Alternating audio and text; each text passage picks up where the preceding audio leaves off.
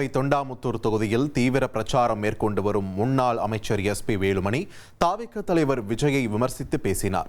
அப்போது கரூர் சம்பவத்தை குறிப்பிட்டு பேசிய அவர், பாதிக்கப்பட்டவர்கள் மருத்துவமனையில் இருந்தபோது விஜய் அவர்களை சந்திக்கவில்லை என்றும், தற்போதுதான் பிரச்சாரம் காரணமாக வெளியே வந்துள்ளார் என்றும் விமர்சித்தார். சினிமா வேறு, அரசியல் வேறு என்பதை மக்கள் புரிந்து கொள்ள வேண்டும் என்றும், எவ்வித மக்கள் பிரச்சனைக்கும் உடனே வருவது அதிமுக தான் என்றும் SP வேலுமணி தெரிவித்தார். எனவே இரட்டை இலை சின்னத்திற்கு அனைவரும் ஆதரவளிக்க வேண்டும் என்றும் அவர் கேட்டுக்கொண்டார். 41 பேர் இறந்தாங்க கூட்ட நெரிசல்ல.